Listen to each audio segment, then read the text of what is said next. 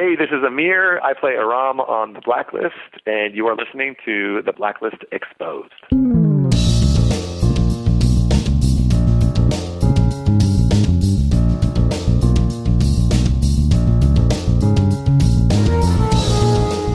Fans of The Blacklist unite on this special episode of The Blacklist Exposed. I am Agent Troy Heinrichs, flying solo this week, as Agent Peterson will return next week for our big Blacklist Redemption recap episode before we get ready for the big return on April 20th of The Blacklist.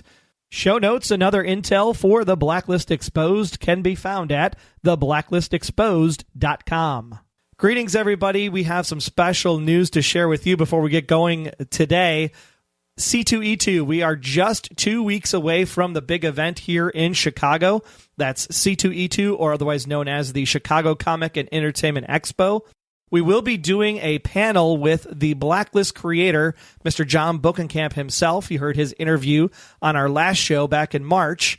And we just received word that we will be joined by none other than Amir Arison himself, Mr. Aram, as you all know him on the show, and his boss, Cooper. That's right, Agent Cooper, a.k.a. Harry Lennox, will be having a Chicago homecoming as he returns here to the Windy City for our C2E2 panel.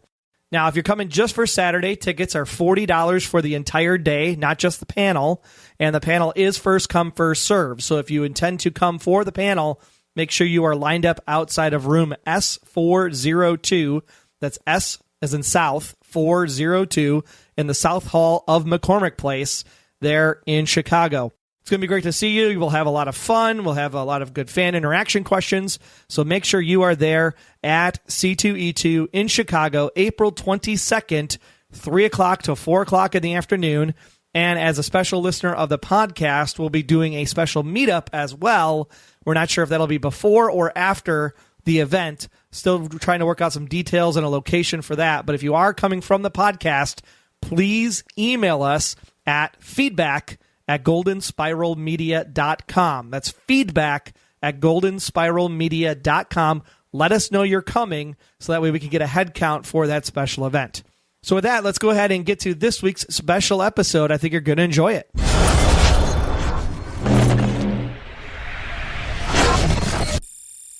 And this one's going to be kind of interesting for all of you.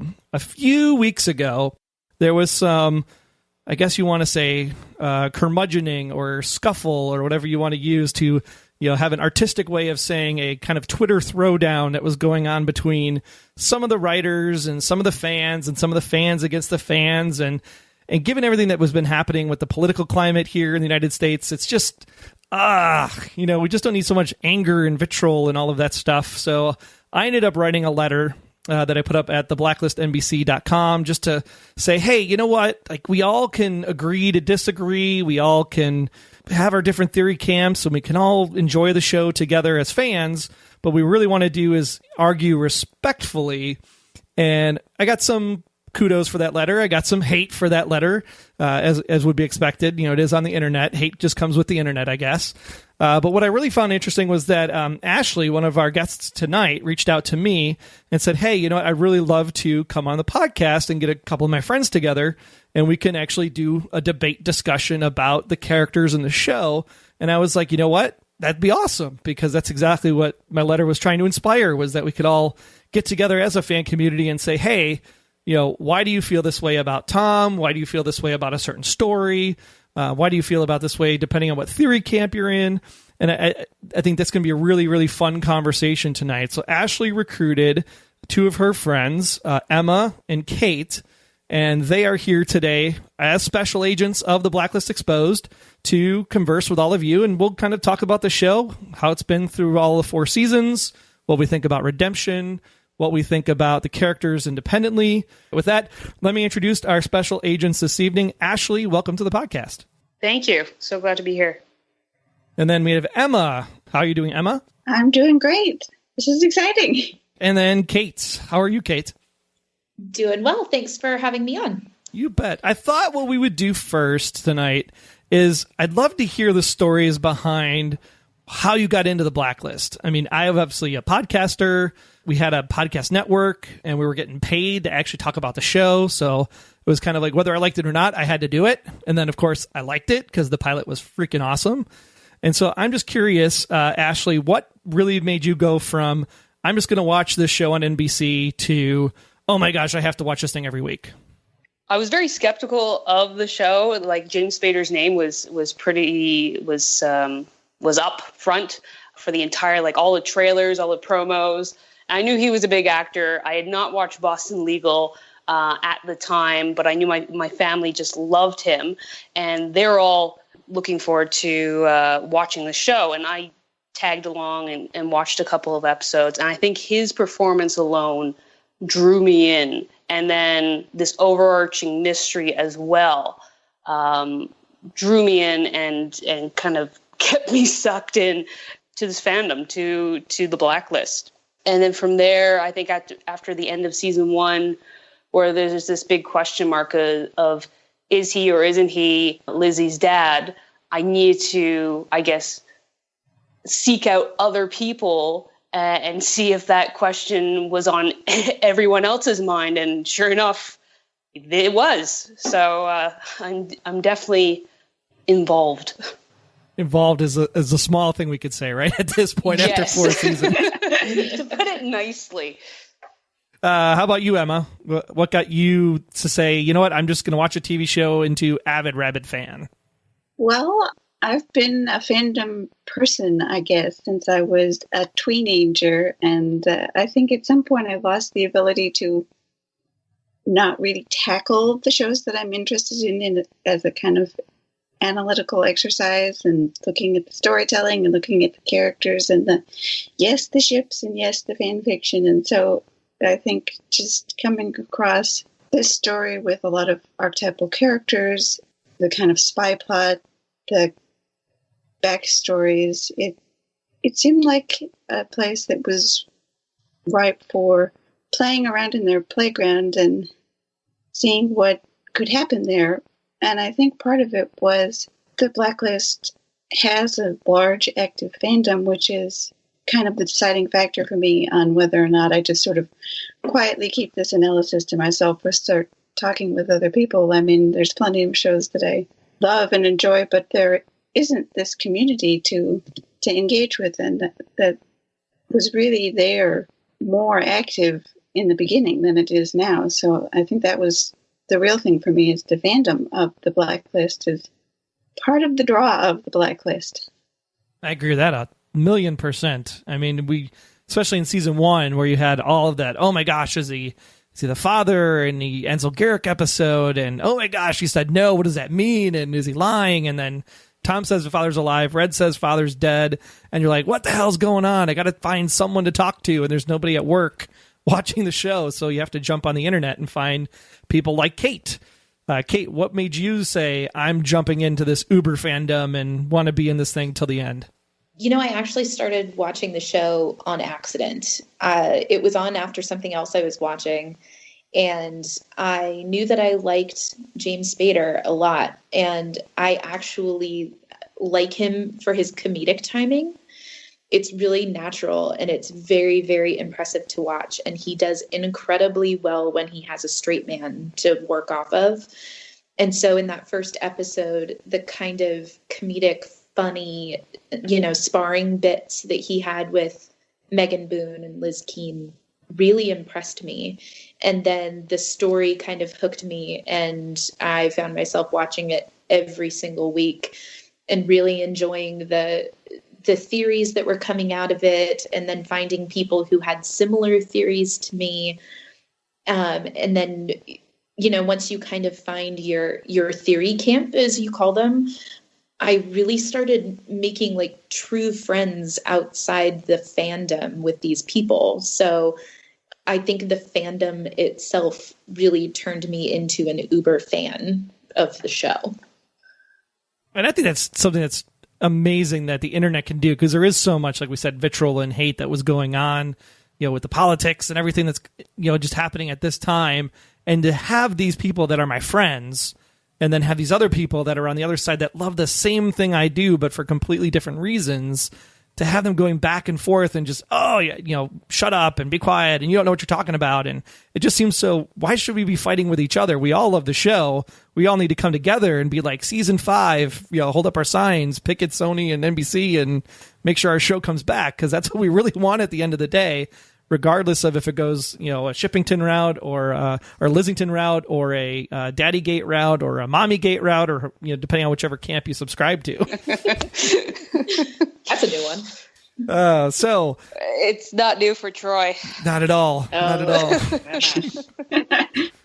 But yet it shares so much with a bunch of other camps, which I love, because I'm kind of in the middle on my own little island, plus maybe like 2 or 3 people after the fall finale. We all know how that feels too. Exactly. Yes. Totally. So I guess let's start with favorite scenes, right? We've been on for almost 4 seasons now. What was it about this show that said, this episode really stood out for me as far as me connecting with the show? It either inspired me, it made me think differently, or it changed my point of view on a couple characters or the way the story was going. What was that for you, Emma? Is there a particular episode that stands out as one of the best? I think season 2, episode 14, the one with the auction and Liz having to go rescue Red, was one of their better crafted episodes, and just it seemed like it flowed through really well, and I felt like I got to see a side of Liz that was a bit different and more how I pictured her from the first, I guess, half of the first season, a slightly different tenor to her character then, and then we see it again in there. And I think also the 2-parter in season 1 with Red stuck in the box, that there's beautiful monologue that James Spader does, and I think they work well in the larger 2-part, everybody on board type of storytelling. Then everybody kind of fractured off into 2s and 3s doing different parts of the ABC plot. Yeah, and I have to agree that the Ansel Garrick episode, I think, is where the show really found its groove, because you had this focus on Liz and Red for those first 8 episodes or so, but then you get to episode 9, and this is really where we see the Amir character start to come forward and the Dembe character start to come forward as they're praying in front of the box, and that fateful gunshot when it cuts to black and we're all like, oh, not Dembe. And then, 4 years later, we're all going, oh, not Dembe again at the end of the winter finale. Oh, yes, exactly. Well, is it true that Dembe almost didn't survive that cliffhanger, that they decided at the last minute to keep him on? It sounds like there was some talk about maybe that was going to go the other way. So they do that a lot, because remember, we had another character that was supposed to not even make it past the pilot, and then now he's got his own. Now he's got his own show. We know. It just seemed to not be able to get rid of these guys, and they just keep adding more people in. What about for you, Kate? What was your favorite episode? I would say of all of the episodes so far, Kate May has kind of been my favorite.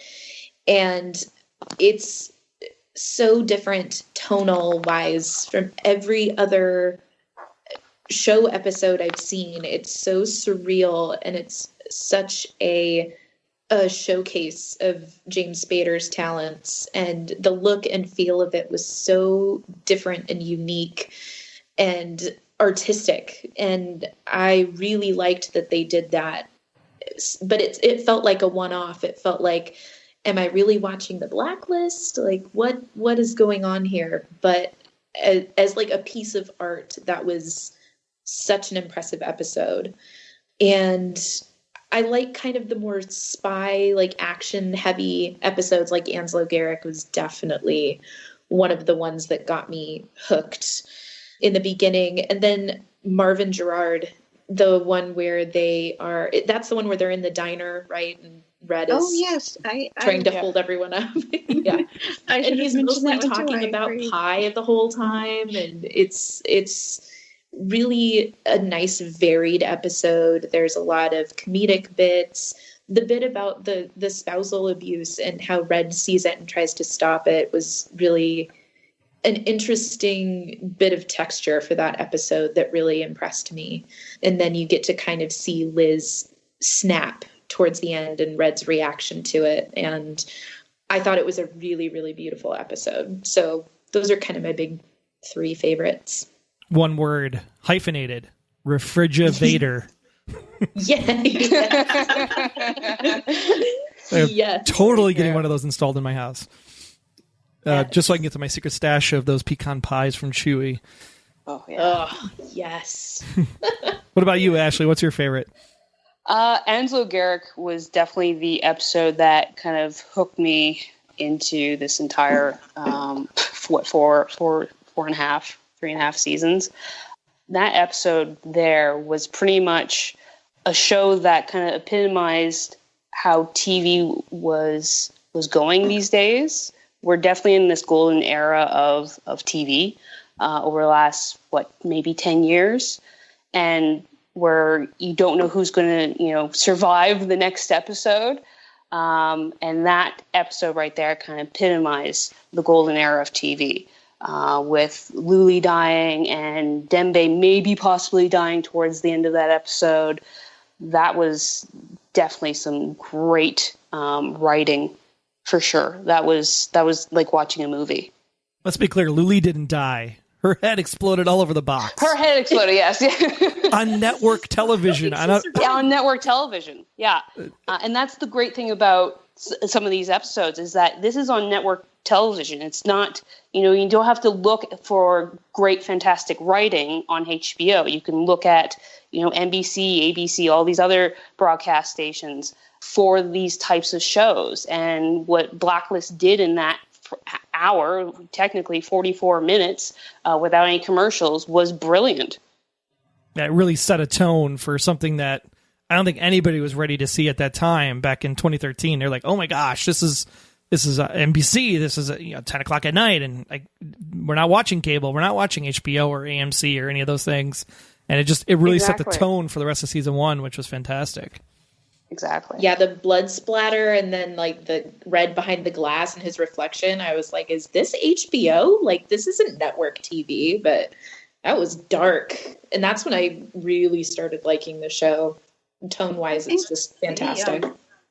The filming work that they do is definitely better than so-called network quality. I think that has a huge impact on shows like Angelo Garrick. If you look at it, the cinematography and editing is probably one of their best that they've done. Pretty impressive. It's something like you'd expect to see on the BBC, where they've got their very artistic camera work. Yeah, it's just a testament to the guys in New York, too, that shoot and film and thinking that they're getting these scripts like, the day before back in season one, where they had to turn it around really quickly. I mean, just kudos to like Michael Watkins and John Terlesky and a bunch of those guys out there in New York that put this stuff on. It's fantastic to see what they do, and especially how it changes tonally as the seasons go on, as they bring in, assistant directors and assistant photographers and bringing them up and then kind of having them kind of move up the ranks as the seasons go on. It's really a family business when you think about it. Absolutely. And you hate to say family business when you're talking about New York or Chicago or any place like that, right? Different kind of family. Exactly. Well, Kate, what about an episode that stood out to you that was just kind of like, gosh, 44 minutes and that's what we got? Is there one of those that stand out for you? Yeah. The one that I can think of is Susan Hargrave. And I think that most of that was because it was so clearly a jumping off point for this spinoff that I wasn't particularly interested in, and it focused on characters that I wasn't really interested in. There was not a whole lot of Red, and there certainly wasn't a lot of Red and Liz in that episode. And so I lost interest really quick in that episode specifically. And I don't think it was necessarily boring when I watched it. I think that they kind of gave it their best shot, but I wasn't interested in any of the new characters really, and it felt like a lot all at once, and I just wasn't into it. That's a fair assessment. I mean, Liz obviously was dead at the time. Or dead to us, so yeah, we can't have her in the episode there. But yeah, very much it was a Scotty focused. We had all of the operator 426 and the limo pulling up to Solomon, and we just had the shootout at the wedding, and so we're getting the answers to everything that's been happening on those previous episodes. But it was very much a signpost stop that they had to do to set up what would be eventually the backdoor pilot in Alexander Kirk Part 1, which was clearly a redemption episode, right? It was not a traditional Blacklist episode. It just happened to have a crossover event with the stealing of Kirk's money with then at the time Senator President-elect Diaz, I guess, at that moment. Yeah. So that's a good one. Ashley, what about you? Well, Kate took mine. Which is completely okay. But I think it's in season 2, and I think a lot of people would agree with me. And I think it was called the Tom Keene episode, or it was either the major episode. Basically, it was Liz sitting in front of the judge. I believe it was the judge, and recounting everything that's gone on for the last year and a half. Like, the major. That wasn't, was it the major? Okay. It was just, you wait every week for, these episodes and to, further progress the storyline. And here we are, having a massive recap of the year and a half. I'm like, oh, really? We know all of this. Move on. And that was an interesting one because we all said the same thing. We're like, oh my gosh, really? A clip show? We're going to do a clip show in season 2? Like, it's still fresh, guys. Come on. But I think what they were running into potentially, now this is just me spitballing, is that they did have that Super Bowl spot with Luther Braxton, and maybe there was a group of people that just picked up watching the show from that point, at which point Tom Keene is off the show at that point, right? He left after the boat and drove away in sunset or whatever it was. And now here we have this opportunity to reintroduce Tom Keene. So we kind of need that backstory setup for Tom to come walking in the next episode for 007 to enter the room and save the day. And then all of a sudden, the camps divide. Oh my gosh, Tom Keene is awesome. And oh my gosh, I could kill Tom Keene for walking in the door. It was that moment that I think that all of the theory camps like divided when Tom came walking into that courtroom. Honestly, I think it happened earlier than that when it came to Tom Keene, but it definitely brought the subject back to the front of everybody's mind. But yeah, I totally agree, because I said the same thing. I was like, oh, clip show, really? Yeah. Really? So yes, I think we could all agree that and from here, I'll let Emma go first, because I'm going to save mine to see if Emma takes mine. What was your kind of goose egg for you? Well, gee, it's kind of interesting because the ones that don't work terribly well for me, I don't end up retaining most of the details about them. So this is kind of a tricky question.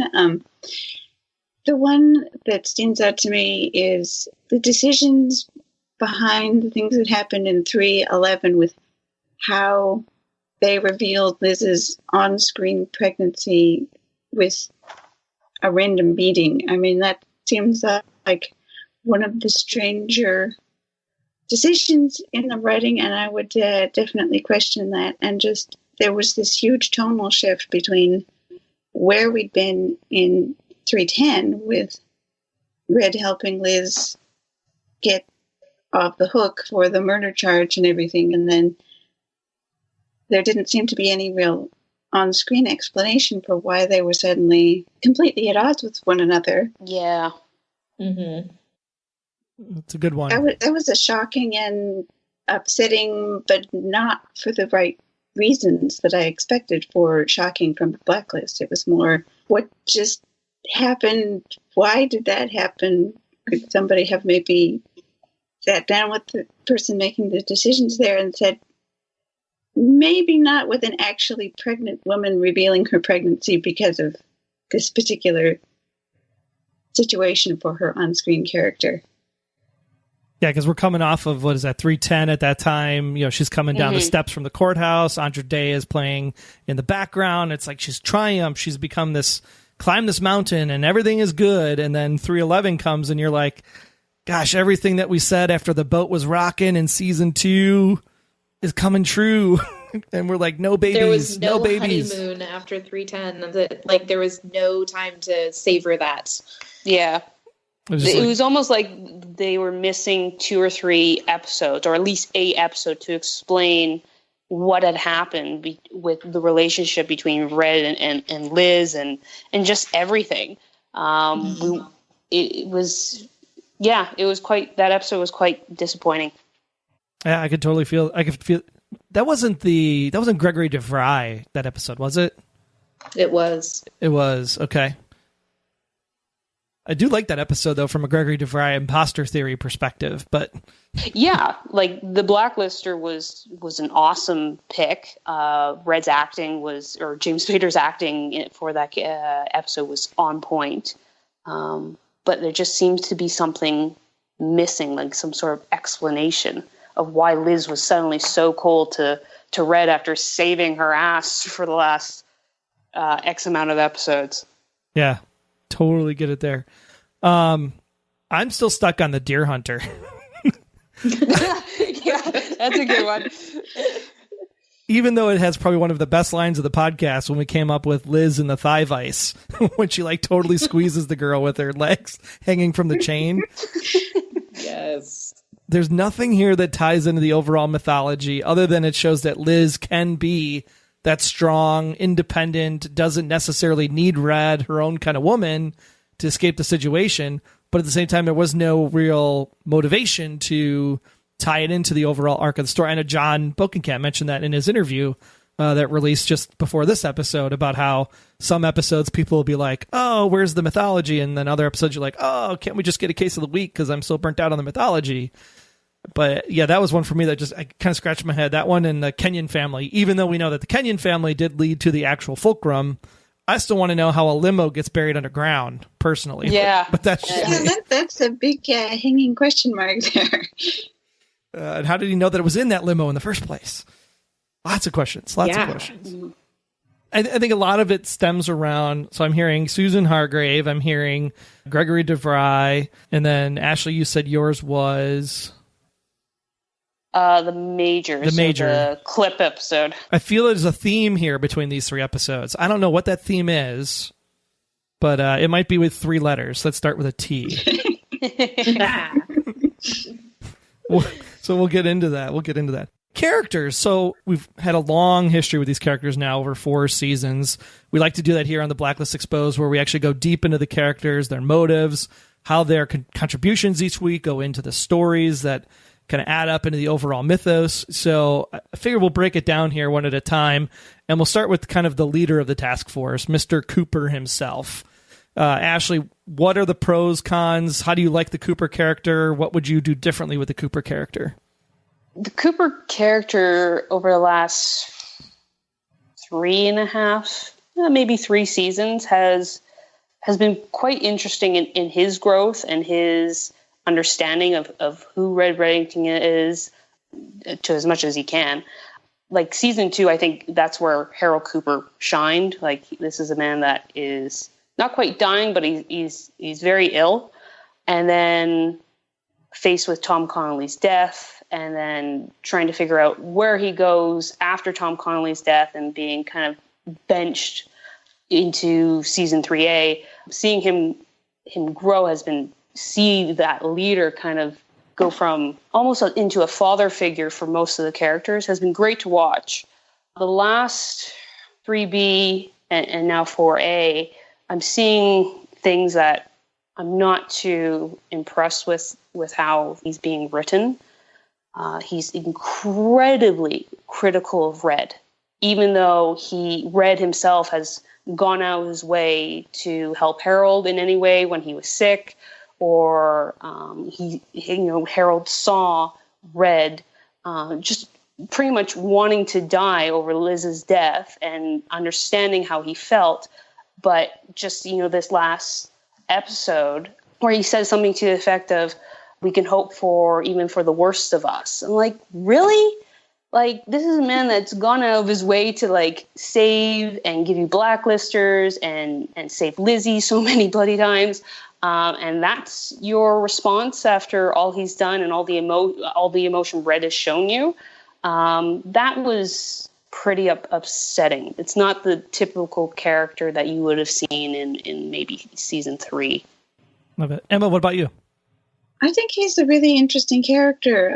He's sort of a flawed leader type, when he starts out, he's just this sort of terse boss person and becomes something more human over the course of, like, the Judge episode and his struggles with illness and Connolly's machinations. And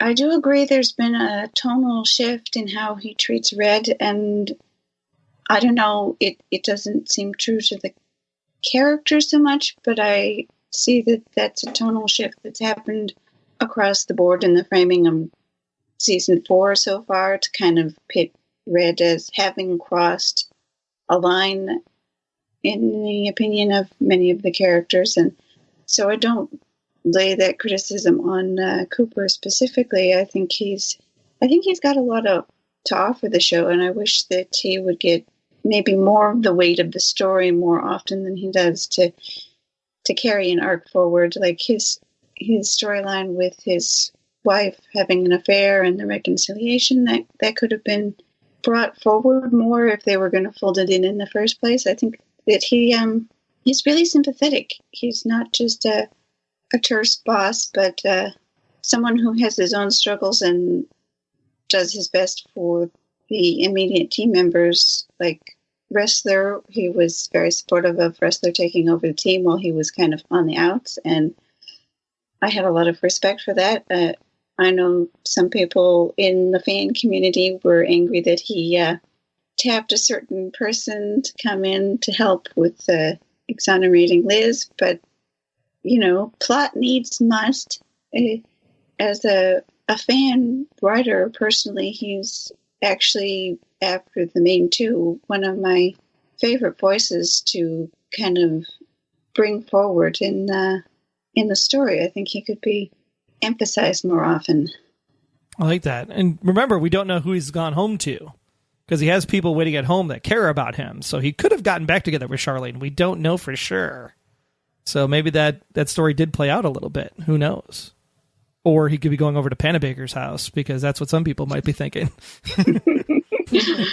Well, yeah, we don't know. I mean, it would be nice to know just a modicum more about Cooper if they're going to bring in the seeds of his character. It would be nice to sort of know who he's going home to if they're going to mention that at all. What about you, Kate? Did Coop do it for you? Yes. I really love Harold Cooper, and it's kind of as a literary device for me, because one of the biggest issues that the show deals with is good versus evil. And he's such an emblem for that, because he has to struggle with doing the bad thing for the right reasons, you know, or do you follow the book? And Wrestler is more by the book, whereas Cooper is squarely in the... And Harold Cooper was after Liz shoots Tom Connolly, and he looks at her and he just says, "Run." And then the next scene is him getting dragged away in handcuffs, and he's basically, for the time being, taking the fall for her. And he hands over his badge. And I thought, you know, that's a man who has integrity and in the moment knew that she did the right thing. And even though it was this heinous act, he was willing to kind of take the fall for her for a while. And he's done some really odd character things as well. I remember early on, he's very unsympathetic with Mira about her kids being sick. And I thought that seemed very odd. But he really is pretty multifaceted for being kind of a peripheral character when it comes to the actual casting. But I really love the way that they have used that character to really hammer home good versus bad, and the fact that he's a man of integrity, and he hasn't always been, that he's sort of been this, you know, he's been involved in some kind of shady things in the past. Like there are hints that he and Red knew each other before, and all of these other things. And I hope that at some point we get to see a little bit more of that backstory with him, but it's almost more interesting to not know, because you know that there's this kind of darkness in his past, but he's trying to do the right thing. And I think he makes a really good emblem for that dichotomy in the show. I think it's really great that you brought that up too, that he did give Malik grief about her kids and stuff. Yeah, I was surprised. Yeah, people were questioning, right, the recent wrestler issue with his brother. So obviously he taught somebody a lesson, because wrestler was like, I'm not going to go ask Cooper. He's going to yell at me because he yelled at Malik when she asked for time off or her head wasn't in the game. So it makes more sense why wrestler did what he did now when you think about it. So there is kind of this, at least, consistency amongst the characters as you go season to season, which is good to see with Cooper especially. I'm just more curious on, with the fact that he has this like backstory with Red and what he may or may not be helping with or know about, et cetera, et cetera. My two issues have always been two things. One is the fact that Cooper, and at the end of season 2, he's like, you pull that trigger, Lizzie. You're not going to be the agent that I thought you were. And then a second later, run, Lizzie, run.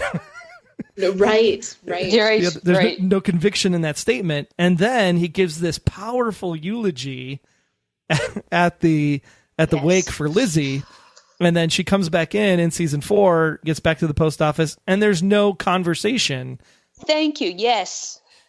Yes, I agree. And I think it was a very strange omission.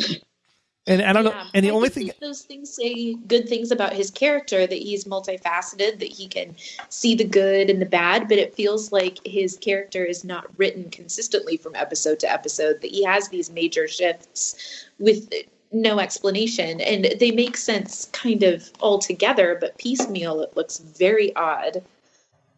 I think one could make the argument that the within the same episode, you're not the agent that I thought you were versus run, Lizzie, run, that he may have a sort of separation between agenthood, being an upholder of the law, and being a person with integrity, because he, like Kate was saying, been on both sides of the equation, and he knows that you can falter and still be a good person, so he wants Liz to have another chance, but at the same time, he knows that he hoped for better for her, I think is what I'm trying to say, that there was a separation. He didn't want to see her stumble and not be the agent that he thought she would be, but he knew that she is a good person.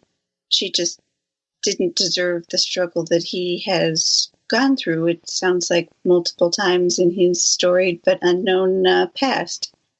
Yeah, I think it's a shift between him being the boss when he's like, you're not the agent I thought you were, to being a quote-unquote father figure in that moment. And we see that dynamic happen with a lot of our characters, where they're trying to do the by-the-book thing, but it's always the, if you were my quote-unquote daughter, how would I treat you in that situation?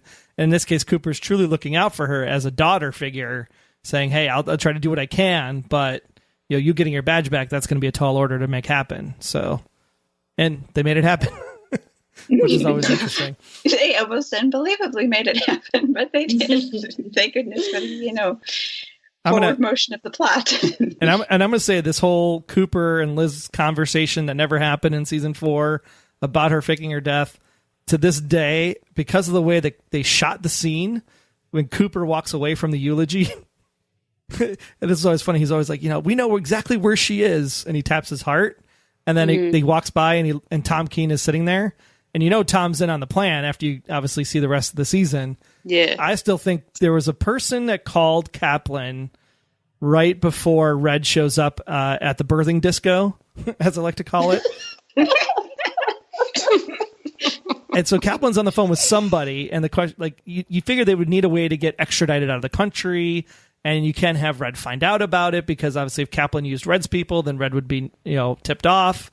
So I'm thinking that Cooper was in on the hiding of the thing. That's why they never had the conversation. But that's my theory. That's plausible. But the same a solid theory there. I like that one. Yeah. But at the same time, not to have that conversation takes some, I guess, humanity away from Harry Lennox's character, because that's where I find he really shines, when he has that moment, whether it's with Red or with Liz, where he really kind of speaks to the heart And to not have that scene, to me, very disappointing, because I would have loved to know, like, we kind of knew how he felt, but I would have loved to know how he truly felt. Like, did he truly understand why she did it or not? Maybe a flashback yet to come. We'll have to wait and see. Maybe it's in deleted scenes somewhere. Exactly. Let's move on to Samar. Came in season 2. She replaced Mira Malik. I guess first off, I'll ask you the question of, did you like Mira? Were you upset when Mira died? Or were you kind of like, she just wasn't working out and I like Samar 100 times better? Talk about that first, and then talk a little bit about what you love about Samar. Well, I did really enjoy Mira, but I thought she was maybe not developed as much as she could have been. Parminder Nagra is a wonderful actress, and I've been a fan of hers for a long time. So, yes, I did like Mira, but I wasn't, at the same time, terribly attached to the character that I would be predisposed to dislike whoever replaced her. I mean, it would have been nice to have both, but these things don't always work out. And I did like Samar. When she started, she was more willing to play Red's side, to play the sort of morally gray area versus Ressler's by-the-book voice on the task force. I don't feel like, even though we've gotten some fairly intense backstory for Samara with her brother's death and showing up alive and being killed again, I don't feel like I know her as well as maybe some of the other characters like Ressler and Cooper. I think she could be a good counterpoint to Liz more often. It would be interesting to see. I don't know if you would call it a friendship. Their colleagueship, at least. Their different styles of approaching things. And that was almost there, right? That was starting to bud a little bit in the end of season 3 before she fakes her death, right? They're talking about, I would never be a mother. I'm a career woman. But they were kind of having that. Pretty close when Liz's fake death happened. And correct me if I'm wrong, but I don't think they've had that much moving past. Samar was understandably angry when Liz came back and said, "Hi, I'm not dead after all." But it seems like now they don't interact very much, current cases, even though they do still work together. And unpopularly, I did actually think there was an interesting storyline to be had with Ressler and Samar that obviously crashed and burned in short order, but their dynamics could be something kind of interesting, like an old school detective or newspaper show, the by-the-book character and the wild character and how they argue their way through cases. So I think she adds a lot to the team that kind of plays off different characters in different ways, even with Team Red sometimes, too. But she is a strong character, so you have to think about, if you're not going to be up to the standards and you're going to underperform, especially in the bedroom, you're going to be on the short stick of that pretty quick. Yes. And she's not afraid to tell you about it either, apparently. What about you, Kate? What do you like, don't like about Samar? How do you feel about the character, especially, again, as it was that kind of bridge with Mira Malik's character?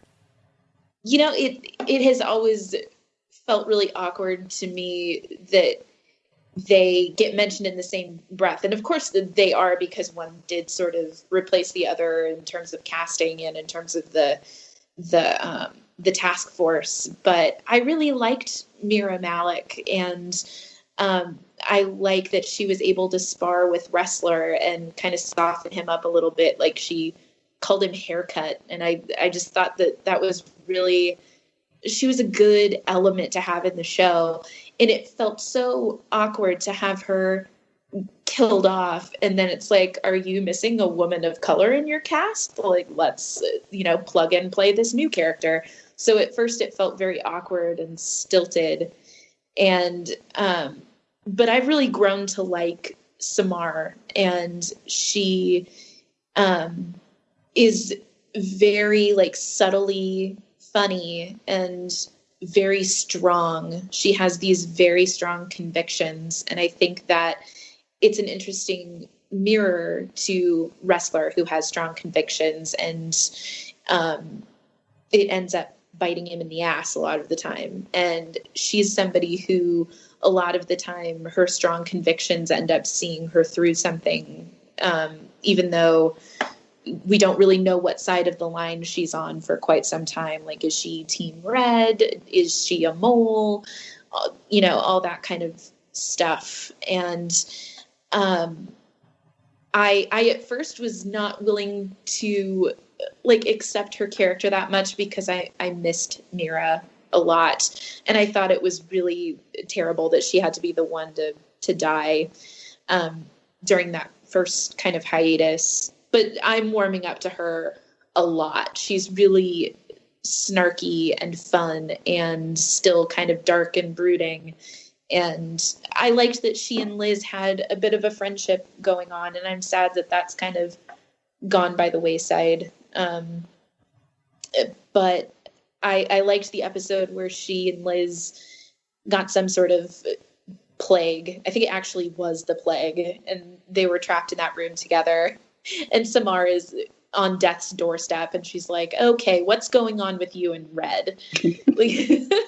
She's dying, and she's a badass, and she has just, made this last ditch effort to save the world from the plague. And that's totally Samar, but in the same breath, she's like, girl, you gonna spill some tea about you and Red? And I loved that about her.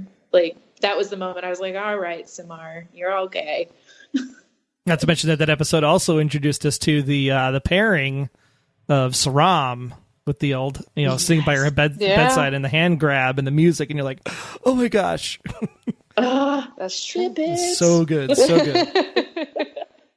But does a strong character presence like that, Ashley, does that sometimes hurt the dynamic in the workplace for her in this case, because she is so stoic and she is so forthcoming? Are you excited that she's kind of moved into this kind of softy romantic phase, pining after Aram a little bit? Yeah, I guess it was expected, given that it's been 2 seasons since she's kind of joined the task force and was holding Aram's hand. So it's been 2 years since that. So yeah, unfortunately, it's expected. I kind of wish they would just get on with it. But yeah, Samar has been a great addition to the Blacklist. Definitely loved Mira Malik. Parminder is a fantastic actress. Grew up watching her. Was very sad to see her go. But I don't think I could have chosen anyone better to replace her. She has this very strong...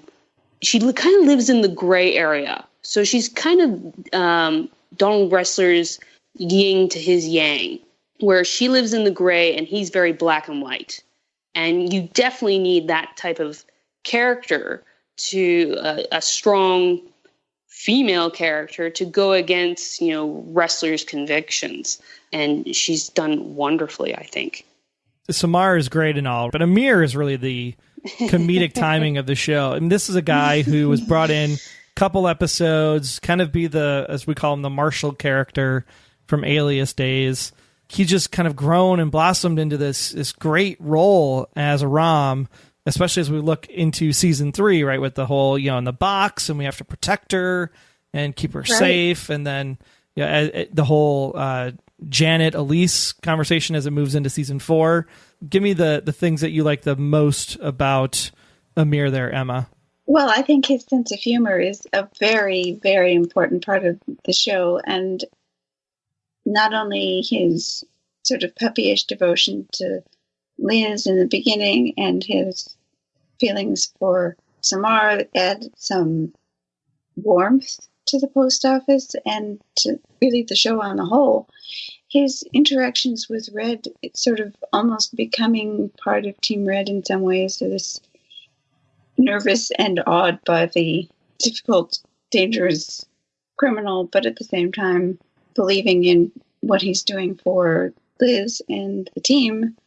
I think it is probably the voice of the audience character and almost the Hermes character, the messenger of going between the post office side and the Team Red side and the audience, and the extreme darkness of the Blacklist universe. Like, he's the one who says, I've never shot somebody before. This is upsetting, in the Ansel Garrick episode, which really is where you start to see Aram as this very strong character who can take off. Like, I almost would have wanted to see the Aram spinoff versus the spinoff that we've got, except that I really don't want to ever lose him from Team Post Office or Team Red. Yeah, especially when he goes from that, I have never shot somebody, to, I'm going to use a giant rail gun and blow up a car. I mean, such a huge dynamic shift, right? Well, he obviously acclimates, and he acclimates as the audience acclimates to just how completely over the top the Blacklist universe is. So I think he's like the most personable character, and he's just, Aram is the best. And I miss the notes from Aram. Remember the... Oh, yeah, from season 1. Oh, yeah. The Aram notes. Yeah, those were good. Those were good. Yeah, and I love that you say he's the voice of the audience, too, because it truly is, when you think about this last episode, right, with the whole, Red getting poisoned, and then Aram is sitting there like, no, you can't be dying. That's exactly how the whole audience is feeling in that moment. Yeah. What say you, Kate? What do you love most about Aram, and what do you think could be tweaked with his character? I love everything about Aram. I always gravitate towards that character in these procedural shows. It's always kind of this nerdy guy who's good with tech and is quite often the audience voice, so to speak. But Aram adds this whole different element to it, and that character can kind of be, on other shows, a little bit of a sexless, wet blanket. And Aram very much has his own life going on, and he wears his heart on his sleeve, and he's such a sweet guy, and I think that bears out in everything that he does. He's by far, I think, the most consistent character on that show, in that he is always going to be in the good column, no matter if it's lawful or chaotic. He's going to do the right thing every time. You can rely on that from him. And he's so loyal to everyone on the task force. You don't ever have to really think about what he's going to do. You know that Aram is going to be trying to save everyone as much as possible. And my only qualm with him is how forgiving he's been about Tom, because Liz is clearly one of his best friends, and he says something to Tom trying to confirm that Tom loved Liz and all of this stuff, and he takes Tom at his word. And I think that somebody like Aram in real life would have been a little bit more loyal to Liz and not taken Tom at his word. And that was the only time that I kind of rolled my eyes at Aram, and I felt bad about it because he's a sweet little cupcake, and I didn't want to feel that way about him. But he's definitely the comic relief in so many ways. And what comes to mind the most is when they're all signing that card for Cooper, and he says something so off color, like, we're gonna party, bitch, or something like that. Get well, bitch. Yep, we got party to do. Yeah. Yep. Yeah, that was just so over the top. Aram trying to make everything better and trying to make the world a better place, and just absolutely stepping on his own foot. And I thought that was really sweet and so true to character. And not a lot of the characters on that show have those really emblematic moments where it's like, yes, that is who that person is. And so often you get to see right through Aram and see what he's about all of the time. And I love that he's that one touchstone character that you can always rely on him to be doing the right thing. But he's also got a thing for the bad girls. And then of course, Elise comes into the picture. We thought he's going to be forever pining after Samar. Elise shows up, and switches gears on a dime. Is that something you believed, Ashley, or were you like, no, I'm really not buying this, or something more? Did you read into that whole mole storyline from the get-go? I wasn't really buying into the relationship because we all kind of knew his feelings for Samar, and that was still on display, even though he was dating her, in my opinion. Ram is, as everyone puts it in the fandom, he's like everyone's synonym role, as many people call him. He's just this lovable character that even though he ends up in these ridiculous situations or even awful situations, he still kind of comes out smiling at the end of the day. I think he's definitely the comedic relief for the show, and the show definitely requires someone to be that, and he's definitely it. I think there are moments where I wish he was maybe a little bit more serious when it calls for it. But for the most part, to me, Amir or Aram can really do no wrong. He's definitely a needed voice in this show. But what happens at night between the sheets, if that's actually something that's there, could him and Janet be an item down the road because they seem to work well together? Would you like that, or would you rather he stay with Samar? Again, it's that beating around the bush thing that's kind of been taking place over the last season and a half, where I was just like, okay, just get on with it. So I think Samar and Amir, or Ram, I should say, are meant to be together. Let's stop putting, blockades in front of that. Though I do like Janet character and would definitely like to see her continue on in the show in some way. I think maybe this is just me and my shipping heart for these two. I think it should be, at the end of the day, Samar and Aram. I'll buy into that. Although I do love Annie. She's a great actress playing that Janet character. It's going to be fantastic if she could come back. Yeah. If they can put her in I'm sure they could put her in a couple more episodes. That makes sense. I think she would be well received. What about Wrestler, Kate? I mean, Wrestler is just, he's an enigma to me, right? We went from season 1 having the drinking game of every time Wrestler gets punched in the face, take a shot, to the drug addict stuff in season 2. Then we move into he's the boss man in season 3. And in season 4, it seems like he might have been kind of forgotten about. Yeah, I very much feel like in season 4, he's gone on the back burner. And I think as far as all of the characters are concerned, he's the most kind of one-dimensional. And anytime that they try to give him a little bit of texture, like the drug problem and Audrey and all of that kind of stuff, it just sort of rolls off of him because he ends up having to be this stringent, stubborn kind of wet blanket.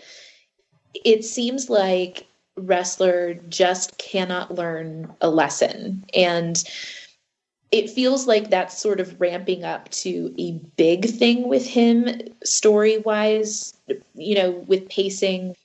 Clearly, there's something that needs to change for him because these life changes that are happening with the addiction and losing his girlfriend and their baby and everything, the net change with him has kind of been zero. It has not softened him much from what I can tell.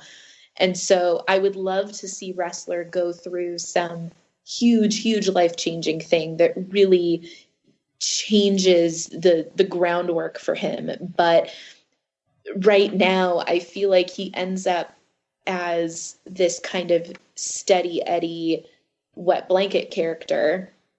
And it's too bad because I really think that Diego Klattenhoff has more chops than that. I think that they could give him some more stuff to do, but I do like the fact that kind of where Aram is the likable, steady Eddie, we have Wrestler who that you're always going to roll your eyes at. That if there's some way for him to be a bit of a downer or insist that everyone do something by the book, that it's going to be him. but I would really love to see that change for him at some point. Like there's a point to all of this peripheral stuff that's happening to him, and that it's going to end in some sort of net change. And I know that character kind of has to exist for a reason, but it would be nice to see him do a little bit of changing. Well, and let's not forget, this is the guy who chased Reddington for most of his career. Yeah. He at least this season, he's finally seems like he's coming out with the, why do we keep helping this guy? When are we going to put this guy away? So I'm hoping that the end of season 4 turns into something a little bit deeper. But at the same time, Ashley, Red did save his life. So they are blood brothers in a sense. Yeah, and I think he saved him a couple times at least, not just the one. Wrestler, further to Kate's point, Wrestler is definitely the most steadfast character in this series. He has not really changed, even though he's been thrown curveball after curveball after curveball. It kind of just washes off of him, which is a shame, because some of those things that have happened to him, I would love to see that, stick to him and have to grow from that, or at least change a little bit from those experiences. But I understand at the same time that his character, like, we require a character that is always steadfast in the rule of law, in black and white. He is definitely like the yin to Reddington's yang, where Reddington lives in the gray, is outside of the box.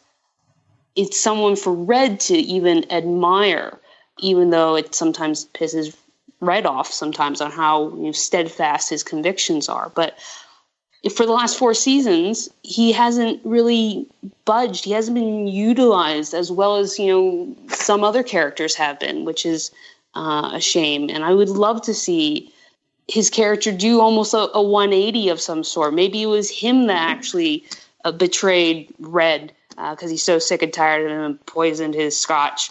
I would love to see, something big involving Wrestler. You just perked my ears up. I never even considered Wrestler to be the poisoner. That would be an interesting story. He totally would, too. Totally. It would be a completely unlawful act to do the thing that he thought was the morally right. Oh, my God. Yeah. Ashley. Breaking news. Coming soon to Tumblr, a fan fiction on this line. Yes. Fitting that it just was, I think it was announced today that Netflix is going to be doing a choose your own adventure concept where they're going to allow people to control the story as they're watching it. Obviously just in beta testing and all that stuff right now, but could you imagine the ability to pick your outcomes as you're watching the show? That would be so fantastic. As a fic writer, yes, I can imagine that.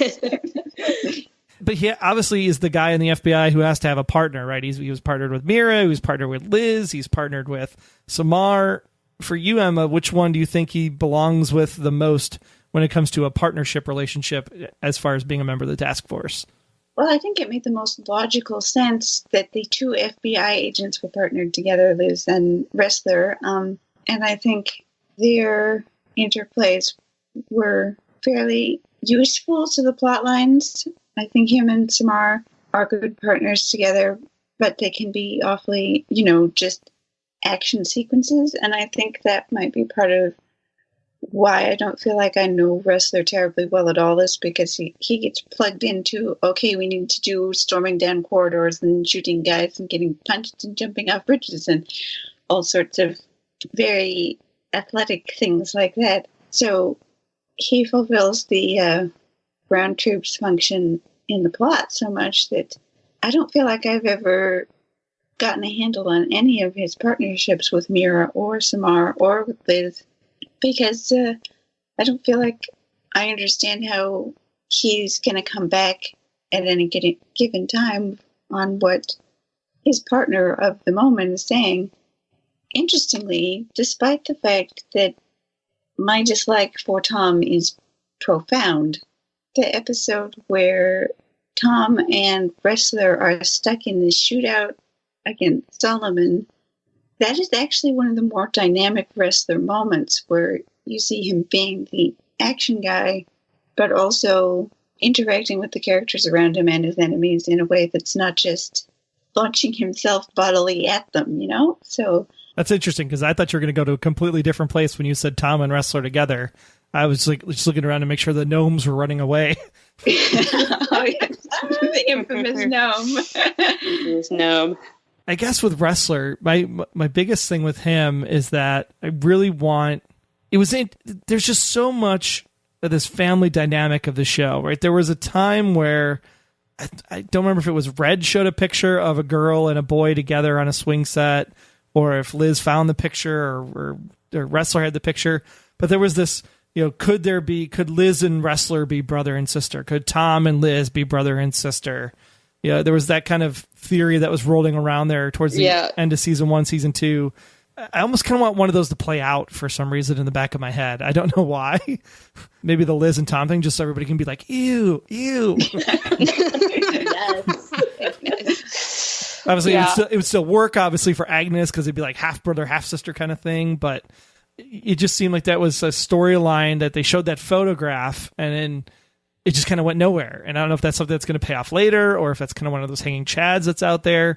But that's always kind of something that's stuck in the back of my mind. And then, of course, the pseudo, I'm a coworker, yet maybe there could be this other thing happening for the Keenler group, which never kind of went anywhere. It just kind of fizzled out right after that next season because she was too busy, tying Tom up in a boat. Right. Well, and I think their dynamic was more sort of brother and sister. And then, obviously, Wrestler was the one chasing her down and then, pointing a gun at her head saying, I have to arrest you or I'm going to shoot you. That was a different take on Wrestler even that I would agree with. I mean, he's not always been my favorite character, but that seemed, given that they used to be work buddies at least, to have a beer together sometimes, it seemed vicious almost on Wrestler's part. I mean, here she is, treasonous murderer escaped, but at the same time he'd been willing to believe that there was something else going on setting her up. So that was kind of a strange moment.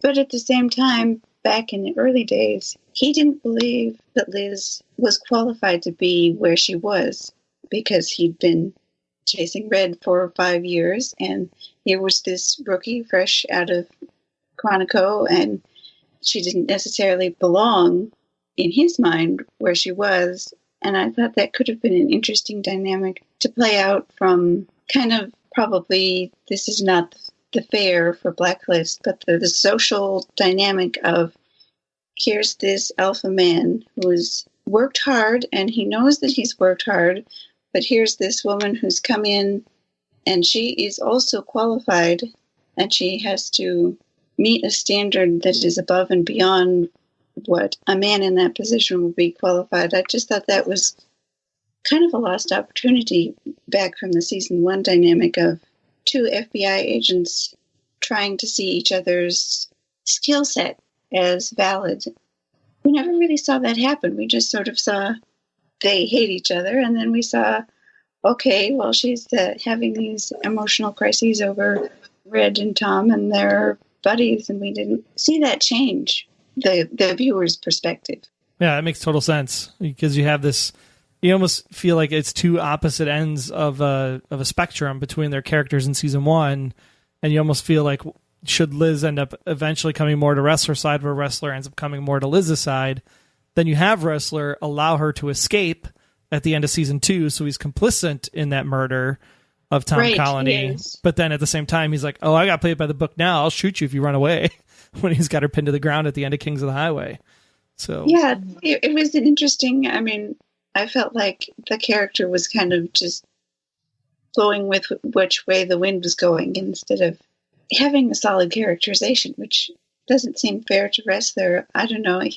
He can, I believe, play the function of the lawful good and be that voice in the narrative and still, like Kate was saying, have a kind of sea change, I believe, from witnessing what he's witnessed and experiencing what he's experienced I would like to see that happen. Well, he is. I don't know. Yeah, he is messing around with some of that Cabal backstory with Reverend Wright's murder. So hopefully we'll find out what'll happen to Wrestler, and maybe we'll get some more of Wrestler as the season progresses here towards the end. Yeah, maybe 4B will be his character development season. Are we calling it 4B or are we calling it 4C? I'm just curious. Oh, I don't know. Wait. It all gets all mixed up. So I hate to move here, Ashley, but you're going to be up first. The one guy who polarizes the fandom more than anybody I think could possibly do. And it's interesting that we run into this guy who was supposed to be killed off in the pilot, ends up surviving, then he ends up getting shot at the end of season 1, ends up surviving, and now he's got his own show. So love him or hate him or whatever you want, Tom Keene is definitely someone that polarizes the fandom. It polarizes the writers. It polarizes the executives because they gave him his own show. What are your thoughts on Tom Keene as a character as a whole, and then maybe Tom specifically as his relationship to Liz takes place? Yeah, definitely one of the most polarizing characters I think I've ever seen in a fandom, in a show. Definitely brings out the nasty in some people, and definitely a lot of arguments have happened online because of this one character. Tom Keene as a character, if we kind of ignore how the storyline has gone, is a really interesting guy. He has all these sides to him. He is kind of what some people call him the Tom Bond of TV shows. He can masterfully become someone, and we've seen in episodes how he becomes someone completely different. That is really neat to see. But how we got around to that is definitely a point in contention in the fandom. I wish it didn't go this way, where what some people will call gaslighting his wife or betraying Liz Keene. I kind of wish that they had played it off differently, or had a different type of backstory, killed him off in the pilot and created a show for him, because he is an interesting character. And this has nothing to do with the actual, actor. Like, Brian Egel is fantastic. Like, he plays his character incredibly well. If he hadn't played it so well, we wouldn't be talking about him. But at the same time, he's a very polarizing character. What he's done to Liz in the past, what he's doing now, has created a ton of arguments online, unfortunately. And I believe it's also changed his inclusion into season 2, into 3, has definitely changed the Blacklist. And I don't think it was for the better. I think if Tom had left the show and then maybe earlier in season 1 or 2, we would have had a different type of Elizabeth Keene. And I am all for strong female characters, and I don't think including a Tom Keene into this world going forward helps Elizabeth Keene character to grow. I think there's definitely more negatives of keeping him on the show, whether it's redemption or the Blacklist, or just keeping him with Liz, because he almost dumbs her down. He makes her into not a strong character that we had all hoped Liz Keene would be. I guess, is that really the dynamic? Is that the question? Is it really we don't like Tom, period, or we just don't like Tom because it's what Tom does with Liz and to the character of Liz that the fans really have a reaction to?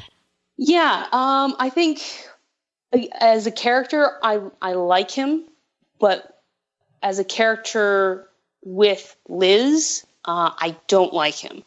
I wish he had a completely separate show. I would so watch that. I would so watch him doing his thing if it wasn't so integrated with current show's arc. I'm trying to think, because I almost think like the new show, right, Redemption, the Blacklist Redemption. I don't know if it's necessarily tied into. I mean, it's in the same world, right? So it's got ties into the, we've already met Scotty. We know what Halcyon Aegis is. We know what Gray Matters is. But at the same time, it does stand alone in its narrative direction. I almost feel like the writers or the powers that be gave us the answer that everybody wanted. Please remove Tom from the blacklist. Just let him be Tom Bond, International Man of Mystery Tom. Put him in his own little corner, and that's exactly what we have now. And yet people are still very much, Tom, I don't want to watch Redemption. Or what was the hashtag that was going around? It was Boycott Redemption. Boycott Redemption. Yeah. I thought the first episode was fantastic. I loved the bomb inside of the lady, and they had to defuse that bomb, and then the whole exploding the bottom of the pool to get the lady to come out and kidnap the lady. I thought all of that was fantastic. And I almost kind of forgot that Tom and Liz existed once that all started happening, because he obviously left her and the baby and went off to New York to deal with his father's will reading, which ended up not being a will reading. It ended up being his father alive and in person. So yeah, it's very interesting that people were like, I'm not going to watch Redemption because it's Tom. I'm actually watching Redemption because I want to see that Tom that's not Tom on the blacklist. I hope Redemption's successful, so Tom never comes home in a lot of ways. I don't know, do you feel that same way, Emma? Well, here's the thing. The way Tom was framed very, very effectively in the first season was the villain husband, the sort of woman's nightmare of, this man I married isn't who I thought he was. And as someone who has not in the same way as Liz, or not in the same romantic context, but has had some unhealthy experiences, seeing Tom, Jacob, Chris, whatever his name is, I can't shake that context of the man who intentionally lied, not just to be in Liz's life, but to blame her for all the things that he was doing to affect and hurt her life. I can't go from that to saying, oh, I'd like to watch the spinoff because it's a different character, or I can accept him coming back as this kind of fun Tom Bond guy, because my reaction is fairly visceral rejection of, here is this liar who he will always put himself first. And I think the premise for the spinoff is actually something that I would have been very much interested in. And if they had developed a character that was a new character, I would be, right up front watching it from the beginning. But because of the past of how Tom was in the beginning with the fake marriage and the fake Tom, and yes, I believe it was gaslighting that he was doing to Liz, and it was intentionally effectively written, like the scene where he blames her for everything bad in their life after he's been accused of not being who he is, and the scene where he's just murdered two people and accepts heartfelt apologies from Liz while still covered in blood in the shower that she somehow doesn't notice, but that's another issue. I think the transition just didn't happen on screen in a way that made me change my opinion or believe that he had realized that he'd done something more than accept a job and enter her life under false pretenses, that there was something more than that. There's been a number of shows that use the same thing, like Janet Elise, or like in the show Continuum, there's the character who comes in under false pretenses and gets involved with their sort of a rom character, and she falls in love with him, and it all comes out, and they get back together. And I was able to buy that completely, but the deception was done in a way to make it so that the lie was what my name is, what my purpose here is, not the lie is, I'm here to love you, but I'm here to hurt you. Well, I guess that's the question I've always had, right? Reading the stuff on Tumblr and Twitter, was Tom really there ever to hurt her? Because we don't know about this until obviously the end of season 2A, that Red was the one that actually paid him to be in Liz's life to begin with, right? So really it's not Tom that hurt Liz, it's really Red that hurt Liz, if you want to think about it from that perspective. And it was Tom who said, you know what? I'm actually falling in love with this person. I don't know how that's possible since I'm not supposed to have any feelings because I was trained to not have any feelings, but I am falling in love with her. So I'm going to switch sides and I'm going to get Red out of Liz's life via Berlin.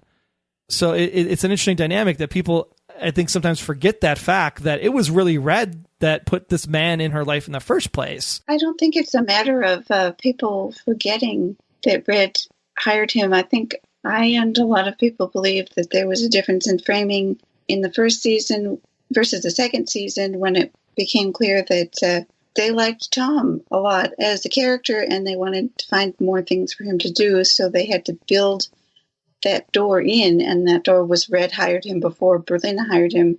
But I think the framing in the first season was fairly classically, Tom was the villain, Tom was working for the big bad of the season, and then it was kind of reimagined in season 2 as, well, here's the softening of that. Here's a different reason why he could be here.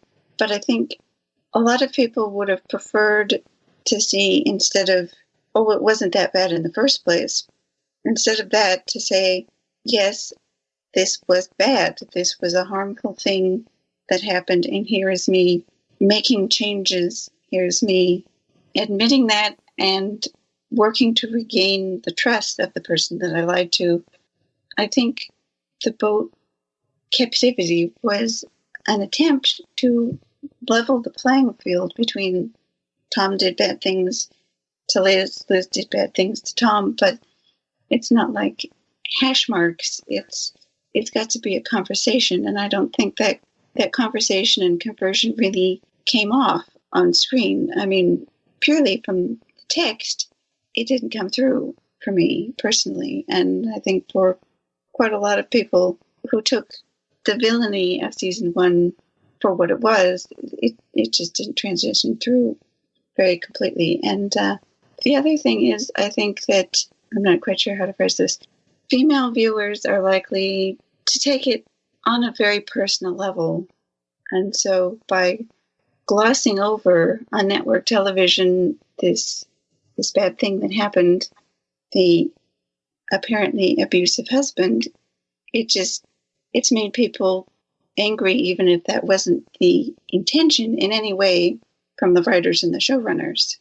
Do you see it that same way, Kate? I mean, I get the concept of abuse, and I get where some of the females in the audience would totally see it that way. But at the same time, he was an operative. And this is what an operative would do. It's the same thing Elise did to Aram in a lot of ways. And yet, for some reason, we condone that relationship. Yet, when it's the male doing the harmful stuff, it seems like it gets more hate, more vitriol, more, oh my gosh, like, how can that be? And at the same time, you did have Liz holding Tom in the boat, killing another human being to keep the secret of Tom in the boat. So they do have this kind of tense, weird I mean, she shot him, right? I mean, she shot him at the end of the first season. She got her victory over the, you came into my life, and then when you realize that, oh, it's not really you in my life, it's really Reddington that's in my life, that's the problem. I mean, they do kind of reconcile with their bodies instead of words, as much as that grossed us all out a little bit.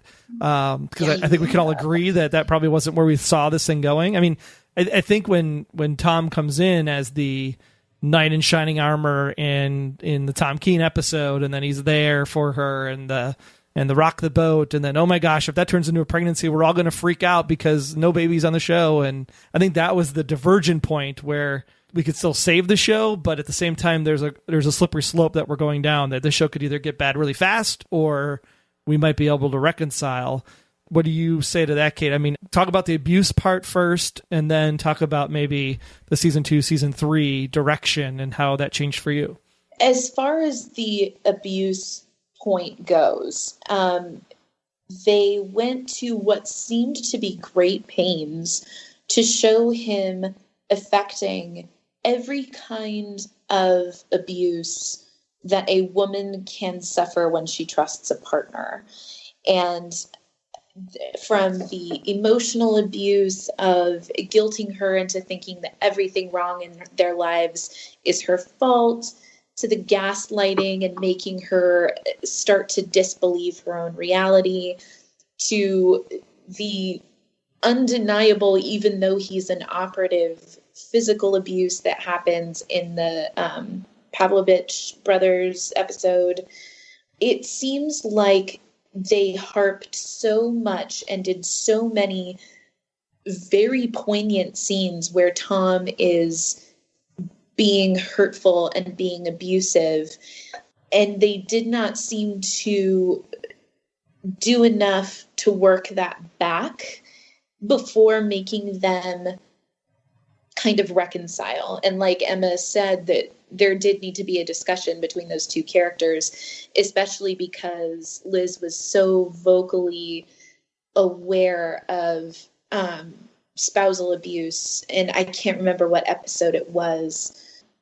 It might have been the Deer Hunter, now that we're talking about it. But there's a man who is abusing his wife, and she's standing over him in this hospital bed, and she goes, "If you ever do this again, I'll come find you." And it was a very, very like character making scene for her. And so it sort of stood to me to undermine Liz's character in a way that I don't think that they had the foresight to see. And because I can almost understand if Tom had remained a villain, that even if he had hurt Liz irreparably and continued to hurt her, I could sort of understand a little bit of her still pining for him in the way that she would miss a partner, in that way that she very clearly wanted somebody in her life who was like the idyllic Tom that she loved. But the fact that she didn't so much do the bad boy sympathy thing, as far as she absolutely bought his story, that he's been in love with her the whole time and all this stuff. And I think what we're forgetting when we talk about Red hiring Tom is that at some point Tom flipped, and we have to think about why he did it at the outset and why he actually did it and who he did it for. And so you have to think about the fact that he did want to switch teams, quote unquote, at some point in order to get closer to Liz, but he did so on the back of somebody, being Berlin, who wished her ill. And so Berlin is somebody who has been wanting to get back at Red for a very long time. And so once he realized who Liz Keene was and wanted to have Tom in her life, even if Tom did love her, and that's why he switched allegiance to Berlin, he did so for, I think they said it was triple the amount of money or something. And he did it knowing that he would be working for somebody who was out to get his former boss. And so if his former boss just wanted him to look out for Liz and keep her safe, knowing that he was going to undermine this person and go to Berlin, he had to have known that there was going to come a time when he was going to have to hurt her. And I don't think that anybody who truly loves anybody would get in that situation. Like, yes, you can be close to them, but the devil's deal is that eventually you're going to have to do them harm. I think that if he did love her in any way, shape, or form, he never would have taken the deal, and he maybe would have quit working for Red. But I don't think that he would have switched to Berlin if he had actually truly loved her. And I think that's all that I can really say about the abuse point, is that it was very blatant, and that it started out kind of nefariously as soon as he turned to Berlin, to the point where I don't believe that he had a change of heart. I think that he always knew he would be an operative. Right, like why would he go in under false pretenses if he'd fallen in love with the girl? Why did he go in as operative Tom instead of revealing himself as not working for somebody, maybe under false pretenses? But absolutely. And I think that part of that is, I will say outright, I love Tom Keene as a villain. Ryan Eggold is fantastic in that capacity, in that I know that no characters on this show really, aside from maybe Aram, can be either fully good or fully evil. But the sympathetic side of Tom that wants to be a family man and love Liz is never really the reason why most people liked that character. People resonated with him immediately. And I think that people started to do that because they knew from the first episode there was something shady about this guy. And even though he clearly had depth and was very interesting, what I think that people really loved about him was that he could, take his glasses off and immediately become this very, very dark character. The second that Lucy Brooks confronts him in the hotel room, and you see Ryan Eggold's face totally shift from this loving husband to this villain, demon-like character where he's like, I'm her husband because that's exactly what I'm paid to be. And I think that if we had never gone back from that point, and yes, Liz can still sympathize with him and love him, but have her not fall for his BS, I think that would have been really great. And I think that on their best day, what the writers might think that they're doing with Tom Keene is very similar to the show Jessica Jones with Kilgrave. And that is a man who is pure evil, who wishes people harm and does direct harm to Jessica Jones. But we do get to see through this kind of shift in character that's very temporary what he could be like as the good guy and what he could be like as a partner for her. And then it very quickly all gets taken away. And the moral of the story is that people who are abusive don't change. And I think that to Emma's point, when you're talking about people who've gone through this in real life, this narrative that abusers can change, while in some cases can be true, is incredibly damaging. And it's something that has to be done so delicately and with such care. And the writers of Jessica Jones did a really, really excellent job putting the time and work into that character that it required. And when the Blacklist started to do something very similar with Tom Keene, it seemed like they were making these decisions based on Ryan Eggold's face and abs and how they could market that differently, as opposed to this is what we can do with this character to really make a point about this undeniable spousal abuse that we have portrayed in our show. How do we do that carefully? And I think that the answer is consistency. And it's kind of a boring answer when it comes to characterization. But if they would have made Tom Keene a villain and stuck with it, I think that we could have seen some textual differences in his relationship with Liz. Absolutely. But they could have been more responsible with that character and stayed true to what people loved about him. And so that's what kind of killed it for me with Tom, was this, Mr. Mom character and trying to be, this loving husband. It does not work for Ryan Eggold, and it does not work for that character's backstory. It doesn't work for this show. There's no place for it. And I think that's one thing we can all agree on. I mean, really, when it comes down to it, I hate to say buzzkill that Agnes was, because she was. I mean, she was, yes. I mean, we were all like, okay, yeah, Kirk, just drop her off the roof. It's okay. We won't mind. Yeah. We'll get over it. But it was that moment of that Tom and Liz relationship, as how it formed and reformed and shaped, and I think that really kind of drug down the Tom Keene character in a lot of ways. And then it also drug down the Liz character in a lot of ways, because you don't have this dynamic then between Liz and Red.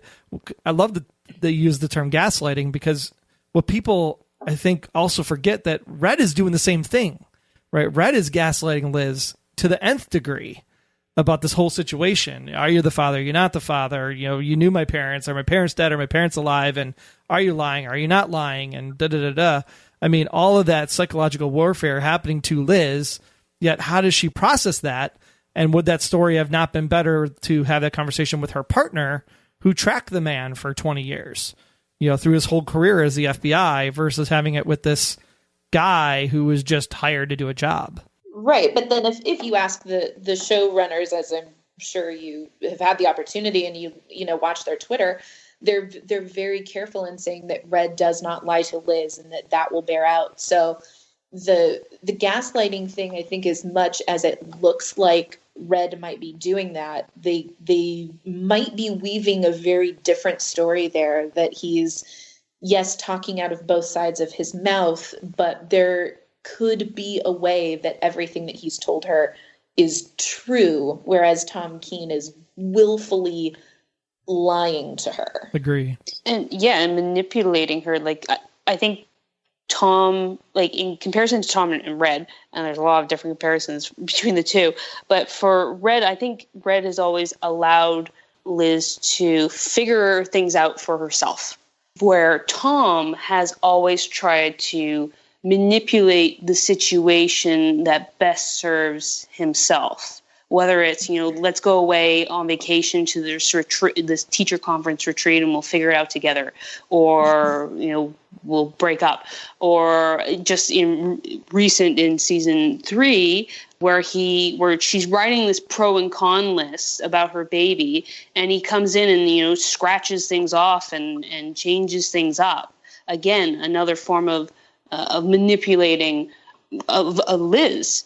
Yes, there's definitely some type of manipulation for Red, but I think he's always, and he tells this to her that she will find out for herself. He can try to lead her there, but it's really up to her. One thing I think is important to point out is that gaslighting is about specifically leading the person to doubt their own perceptions, carefully crafting lies, making sure that the person that's being targeted is under the control and that they don't believe their own eyes.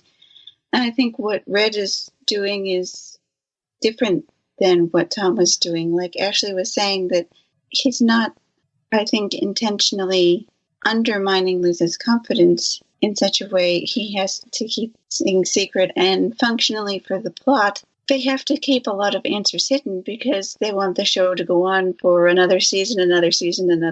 So he literally cannot tell her the things that I believe that the character Red would have told her by this point to verify his character. I mean, to keep his place, basically, as the trusted informant. But obviously, we don't want the show to be over already. I agree with that, yeah. So Red has been somewhat hamstrung by the format that they have to put off the answers. Another thing that's happened many times is that Red will answer something, or it turns out he was right all along, but Liz believes that he was lying. So when answers are presented to Liz from Red directly, there's this automatic, no, that can't be what actually is. Somehow, this whole process has become somewhat dysfunctional. But I wouldn't say that it was gaslighting or abuse or fundamentally causing harm to Liz. He's withholding, that's for sure. But I think it's a different category. It's not malicious. Right. It seems like, yeah. That we know as the audience at this time. Right. Because he is still a criminal. Remember, everything about me is a lie. You can't trust me. I'm a criminal. First words from the get-go. So we still have to determine, do we believe that Red never lies to Liz, or do we believe that he's always been lying to Liz? I think is the fundamental question all the way back from the start of the show. I guess at this point, Tom has moved on. He's on Redemption. Have you guys watched it? Are you going to watch Redemption? Are you going to see if Tom Bond is the Tom that we've always grown to love, and you want it, Mr. Glasses and Mr. Not Glasses, or are you just going to completely skip Redemption altogether? I'm not sure. I haven't been interested in watching it currently. I find myself drifting more from the Blacklist as it's been lately, and maybe that will change. But I think I would be willing to give it a shot, sort of binge watching when it shows up on Netflix. I don't think I'm going to be going out of my way for seeing the spinoff as it stands. Kate, how about you? I'm not watching it, and I don't really intend to, mostly because I'm so sick of Tom Keane at this point. I'm on Tom Keane overload. And so I could imagine at some point binge watching it, like Emma said, but as of right now, I'm just seeing it as Tom Keane vacation. Well, and the good thing for you, at least, Kate, you also have a backup, right? So it's not just that I don't like Tom. You also were the one that said you didn't like the Scotty Hargrave episode. So from that perspective, you're already like, two characters that are the leads. It's not really your cup of tea at that point.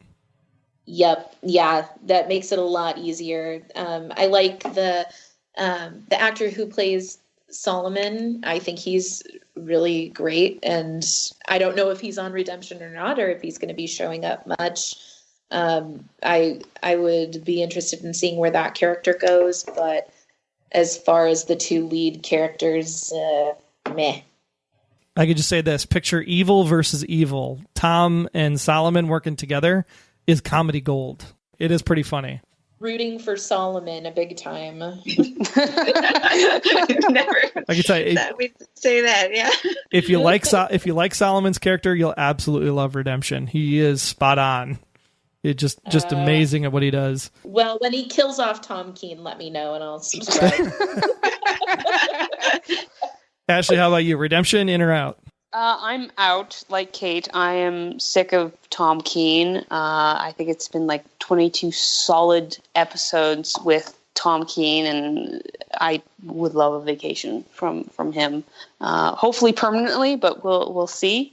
I just don't understand the redemption aspect of it. Like, is this redemption of Solomon and Susie Hargrave and Tom Keane, or is this just redemption of Tom Keane? If it's the latter, that I completely, totally don't understand, because I don't see any redemption qualities of Tom Keane. Well, it goes to Red saying, right? If I'm in the dark and I have, completely shut myself out from the light, would I even recognize it when it shows itself up again? Mm-hmm. And that's kind of where all three of these characters are at, depending on what you believe behind Scotty, and if she's truly behind Howard's plane crash and trying to snake away the company from underneath of them. And was she involved in her son's disappearance, or was it really Howard that was involved with Christopher's disappearance? And obviously Solomon has his own, bag of stuff to redeem for, including beating up Dembe with pool balls. But who knows? Maybe that's something we want now, depending on how you believe on where Dembe lies with Red and the whole poisoning situation. I think the premise for Redemption is interesting, and they've got good actors there, and I just need to completely mentally separate Tom Keane of the Blacklist from Redemption, just get some complete distance from that before I would consider trying it. But at the same time, there's a lot to recommend it if it was a completely separate thing. It would have been interesting to see him do Redemption in that season 2, where Tom was done being held in the boat. He goes off and does his own thing. They do Redemption there. Yes. And then he comes back to That would have Liz. been fantastic, I actually. would have watched that.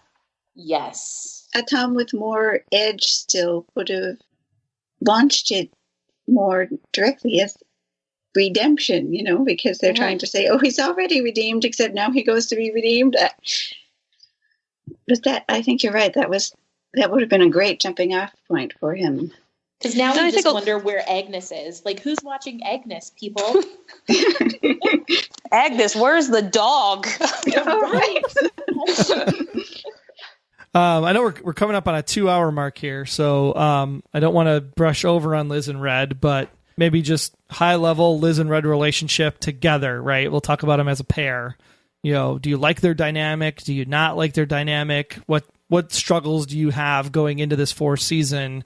Where do you see these two are two lead characters, and what do you hope to see from them in the future? Like, listen, they're the reason I watch the show, right? They're the reason why millions of people tuned in and continue to tune in during season 1.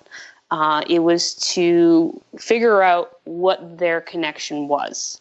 Now, if this series is going to go on for years and years and years, more so, fine. We don't have to answer that mystery. But we do have to see them together.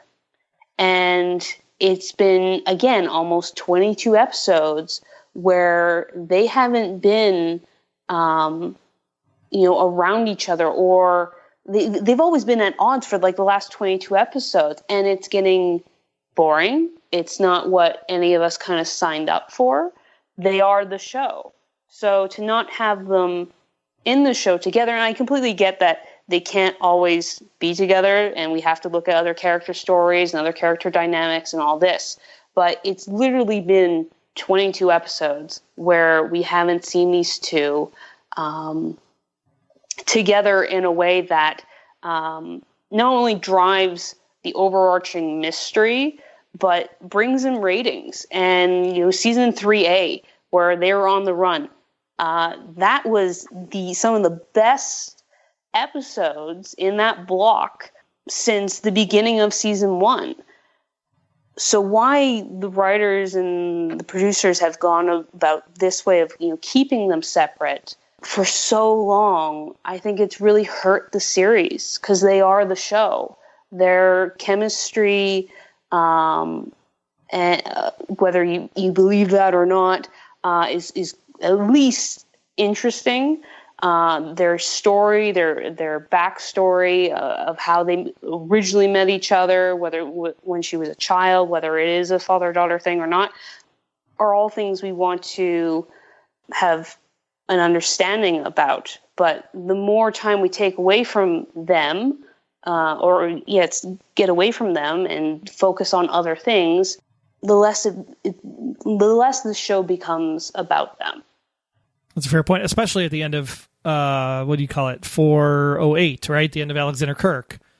When they're sitting there, this is now the only man that she can get information about her past from, yet she's not approached any questions or any dynamic conversation about that from that point forward. It literally came back, she was reinstated, and they're off and running doing the Case of the Week stuff, which the Case of the Week stuff, 4B, I thought was actually pretty decent, right? 4A, Agnes, we'll just say that. But 4B has actually been, I thought 4B has been some actually pretty interesting episodes and getting us back more to the kind of the style and the pacing of the Blacklist in these last 6 or 7. Yeah. Really solid ones. Yeah, but it's been this questioning of, okay, you got rid of Kirk, who you thought was your father, is now not your father. You also found out that the other person that might have the information is now dead in Kaplan. And Dembe will never talk because he's Red's right-hand man, so you would think that there'd be some story in there. Maybe that's coming in 4C. Don't know. We'll have to see. But yeah, I would definitely hope so. But I think what needs to be addressed pretty much immediately, which was incredibly highlighted in the last 4 or 5 episodes of season 3B, was the betrayal from Liz and what that did to Red. And all the domino effects that happened because of that betrayal. I think going into 4C, if that's what we're going to call it, that needs to be addressed. It's been, 15 episodes. All we got was a dirty look from both of them, him sitting in the car and her outside the warehouse. That needs to be addressed so we can move on. Because that was a lot of stuff that was kind of left on the table with the Kate May episode and how he just kind of wanted to die. And you had the switch off, right? You have this kind of back and forth of, they're at the end of the harem episode, there was kind of one dynamic. And at the end of the next episode, it was the cuckoo clock. So, I mean, it's kind of like a back and forth. Like sometimes they like each other, sometimes they don't. The poisoning episode, it almost looks like a lot of people thought Megan had a cold in that episode. But it did seem like she had a little bit of a tear coming to her eye when she found out that Red might die. So it's just very interesting to see how they kind of bounce around, and there's not really I don't want to say the word stable storyline, but it does seem like it's a bit choppy, I guess would be the best way to put it. And I think going forward, hopefully in season 5, this whole vicious circle of I love you, I hate you, I despise you, okay, I like you again, you've saved my life, I think that needs to stop, and we need to come to some sort of understanding and move forward and grow and get better with both of them together. Because it's been what, four seasons, 4.5 seasons. We need to move on. It seemed moved on for a while, and then it got unmoved on, and Mm-hmm. Well, I guess to wrap it up here, then in closing, if there's one thing, Emma, that you could say, I definitely want to see this happen in 4C. What is the one thing you would want to see happen in 4C? I'm not sure what I would say, starting from where we're starting from. In some ways, one thing that I've wanted to see ever since, I guess, Liz started getting so fixed on Katerina, I guess it was the 2B plot, is that she has learned some things about her past, and she's learned opened up a lot of new questions. But one thing that Red has never said that I think he should is that you asking these questions about who your parents are and your toddlerhood and these things that you don't remember, that's very valid. That's a deep, human yearning to know those things. But at the same time, you seem to be assigning your entire person to, this will change who I am when I find out these things. He should be able to tell her, you are who you are based on your experiences and the people who know you and love you, and the people that you love, that's who you are. That's not going to be completely reshaped by knowing what happened to your mother and your father. I think that's always been my argument with the thrust of the story, is that the answers are placed as this pinnacle for Liz, that will define who she is when she knows these answers that she's always seeking. It's almost an addiction for her, and it would be nice to see Red, because he's usually the voice of affirming for Liz when she's in her lowest ebbs, that you already are who you are, and you need to trust yourself a little bit more than that. Yeah, I love that. I love that, because that's exactly what Spader said, right? During the Comic-Con I think it was between season 1 and season 2, when they said, when someone asked him like what's the relationship between them? What's the big reveal? And I think Spader said something to the effect of, I don't think you really want to know. It seems like the answer would almost be unsatisfying in a way. So I really love where you're going with that, Emma. Just the fact of, some of your experiences make you who you are today, so you should embrace that. And knowing the past really isn't going to actually benefit. It actually might hurt, knowing the past, more than it'll help, potentially. Right. Well, I think in some ways that it's become like I said, kind of an addiction, chasing that high for Liz. Like, you should be curious about your past because you want to know it, not because it's a fundamental need that you think will define who you are as a person. I think that could be a very important conversation that it would be great to see them have. And I think Red particularly would be the one to say it to Liz out of all the characters and who they are to each other, because they go to each other in crisis, even when they hate each other. And I think that's why they're so compelling to watch, no matter what their backstory connection is. Kate, what about you? If what do you want to see in 4C?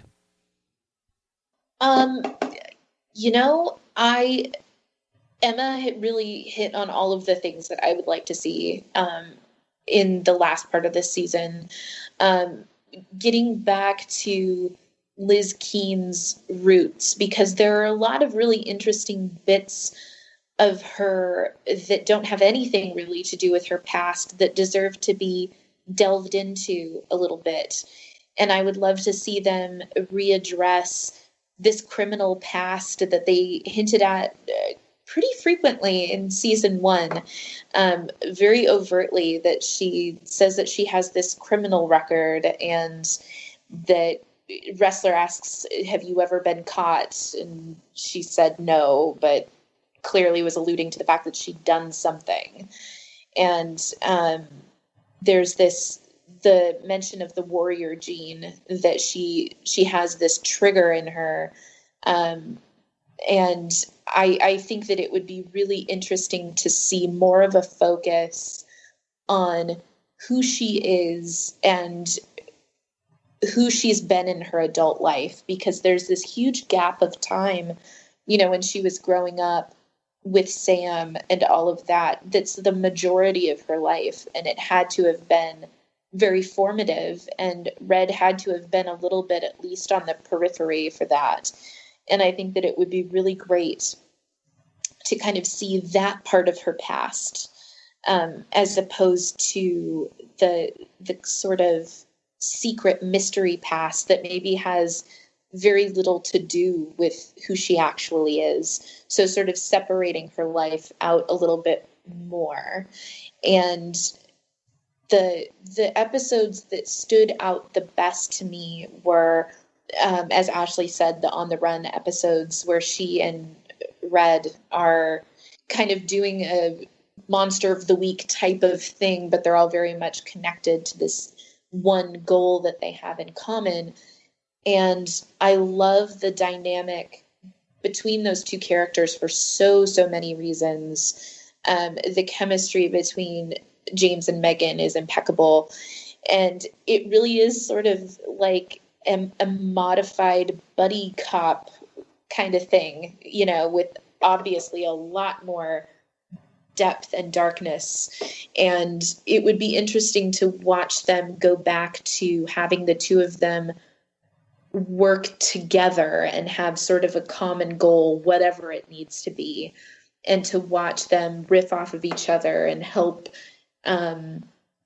each other think on their feet. I think that that's where the show really, really shines. And the farther away they step from that, the more it loses focus. So I think that having Red and Liz on the same page in any kind of way is a good reset button. And I think that they really need to do that in order to kind of find the footing after Redemption has kind of spun off. That's all I could really hope to see from the last part of season 4 at this point. Ash, closing remarks for you. What do you want to see the rest of the way? Yeah, much to what Kate was saying, I completely agree. Just some improvement between those two, something to have to look forward to for season 5, because without those two, there is no show. I would love to see Liz Keane become a stronger character in this show. Someone I think that everyone was rooting for and hoping for at the beginning of season 1 to become a stronger character and to get better as time went on. I think that's kind of really stalemated itself over the last couple of seasons. Definitely looking for some sort of forgiveness between Red and Liz, and a progression in her character. Maybe a definite answer to one of the hundreds of questions that have been posed, but that might be asking for too much. Yeah, I mean, mine are just simple. I just want to make sure that when we come back, it goes mythology for the last 7. I think that's really where we're at now. We've got the Case of the Week ones out of the way during the winter here. I think makes a heavy mythology arc. And I really want to see, for me anyway, I want to see more with Wrestler. We kind of, 3A was really great because 3A showed us a couple things. One, it showed us that Lid and Rez can, I said that right? Lid and Rez. That's what it sounded like in my head. Red and Liz definitely can work together even if they hate each other. So I think that's interesting. Wrestler can take charge when he needs to, and he can be in that position of power, although he's not great at it. And Amir just has that, or Aram has that, breadth of character growth that puts him out in the field and can stand up to somebody like the director. I think we need to get back to that 3A dynamic somehow. I don't know how. Yeah, that was the magic spot. Yeah. And in some ways, it's sort of like, the Blacklist edition of the in-laws, of the same person and the crazy person solving the thing while everybody else runs around. Yeah, because I think the biggest thing there was seeing Liz come into her own, right? She shoots Connolly, makes that decision on her own, and then she goes on the run, has to make those decisions. Do I shoot the cop? Do I not shoot the cop? Do we help the cop, take him to the hospital? I think that's a really valuable point there, because in 3A, Liz she had agency. A lot of, what Ashley was saying, we want this strong character, Liz. Well, a lot of the show, things have happened to Liz. And in 3A, she was able to affect her own narrative and make choices. And I think that just brought in a whole bunch more energy to the story, because she's the main character. She should be able to affect her own narrative. And it started out that way in 4A as well, right? She took matters in her own hands. I'm going to escape on my own. I'm going to fly this plane, even though I have no idea how to fly the plane. It just really made it seem like they were going to do something with her character, and then just back on the back burner again. It started, family drama. Yep. Yeah. The family drama does kill it a little bit. Badass Liz, absolutely, 100%. Well, great. Thanks so much, guys, for being here. This was absolutely fantastic. I think it's great to have other people hear different points of view from the fan community, even though we all disagree on some stuff. I think we agree on Tom and Liz and Agnes, and that kind of, because it didn't destroy the show, but it really took it to a different place that I think a lot of the fans are saying, I don't want to go to that place. I want to go to the 3A place. Let's be in the 3A place as much as possible. Yeah. Yes, absolutely. But if anybody's interested in finding you guys either in the fan community, where's the best place for them to get in touch with you, Ashley? I'm Ashes452 on Tumblr. And Emma? Yeah, I'm mostly a Tumblrite. I'm Although Solemn, all one word, on Tumblr. And Kate? Best place to find me in the fandom is Tumblr. I'm Irish-Buzzsaw, and you can find all my other social media there. Great. Well, thanks so much, guys. Do we want to say theory camps? Do we not want to say theory camps? Just leave it here and call it good. Let people find out for themselves when they go find you on Tumblr. I think that might be fun. Let them seek you out. Yeah, come see what our viewpoints are. See if they guessed right. Well, thanks again, everybody, so much for being here. This was absolutely fantastic. Hopefully you get a chance to come out to C2E2 in Chicago. I know it's going to be a little bit of a trip for the ladies on the call here this evening, but if you are interested in hearing more about the Blacklist, going deeper into the mythology, deeper into the fandom, we're having a special event there, April 22nd. It's at 3 p.m. in room S402 of the South Hall at McCormick Place. That's at C2E2, the Chicago Comic and Entertainment Expo. Tickets for Saturday, when we're doing the panel, are $40 for the day. If you do want to come for the whole weekend, it is $70 for the weekend, and you can get tickets in advance. We highly recommend you get your tickets in advance and avoid the will call lines. That's at c2e2.com/tickets. And we'll look forward to seeing you there. Thanks again, Ashley, Emma, and Kate, for being here. Fantastic time. Thanks, Troy. Thank you. Thanks. Until next time, I'm Agent Troy Heinritz. That's at Troy Heinritz on Twitter. And if you want to learn more about me, just visit, about.me/Troy Heinritz. And I'm Agent Aaron Peterson. You can hear me talking about movies and TV on the Hollywood Outsider podcast, as well as Remake This Movie Right. We are available at thehollywoodoutsider.com or on Twitter at H_outsider. Be sure to subscribe, download the app, submit your feedback, but most importantly, keep yourself off of the Blacklist.